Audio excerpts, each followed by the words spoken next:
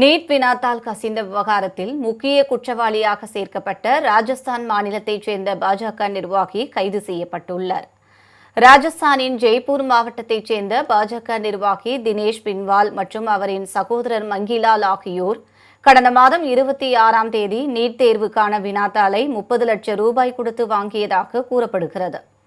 இதனைத் தொடர்ந்து அந்த வினாத்தாளை கடந்த ஏப்ரல் 29 அன்று நீட் தேர்வுக்காக சிகார் மாவட்டத்தில் பயிற்சி பெற்று வரும் தினேஷின் மகன் உள்ளிட்ட மாணவர்களுக்கு அவர்கள் வழங்கியதும், கடந்த ஆண்டு நடைபெற்ற நீட் தேர்வில் தினேஷின் குடும்பத்தைச் சேர்ந்த 4 மாணவர்கள் வெற்றி பெற்றதும் காவல்துறையினரின் விசாரணையில் தெரியவந்துள்ளது. இத்துடன் சிகாரில் பயிற்சி மையம் நடத்தி வரும் ராகேஷ் மண்டார்வியா என்பவரும் இணைந்து இந்த குற்றத்தில் ஈடுபட்டதாக கூறப்படுகிறது. குற்றவாளிகள் அனைவரும் நீட் தேர்வுக்காக பயிற்சி பெற்று வரும் மாணவர்கள், விடுதி உரிமையாளர்கள் மற்றும் ஆலோசனை மையங்களுக்கும் வினாத்தாளை விற்பனை செய்ததாக தெரிவிக்கப்பட்டுள்ளது. இந்த நிலையில் ராகேஷ் மண்டார்வியா மற்றும் அவரின் கூட்டாளிகள் உள்ளிட்ட 15 பேரை கடந்த செவ்வாய்க்கிழமை இரவு அதிகாரிகள் கைது செய்தனர்.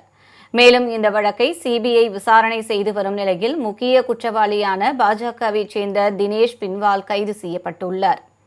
ஆனால் குற்றவாளி பாஜகவைச் சேர்ந்தவர் என்பதால் இந்த விவகாரத்தை அரசு மூடிமறைக்க முயற்சி செய்கிறதா என்று ராஜஸ்தான் முன்னாள் முதல்வரும் காங்கிரஸ் மூத்த தலைவருமான அசோக் கெலாட் கேள்வி எழுப்பியுள்ளார்.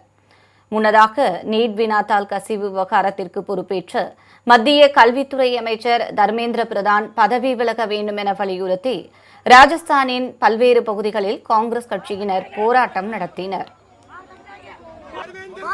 इस्तीफा दो, इस्तीफा दो, इस्तीफा दो, धर्मेंद्र प्रधान इस्तीफा दो, इस्तीफा दो, इस्तीफा दो।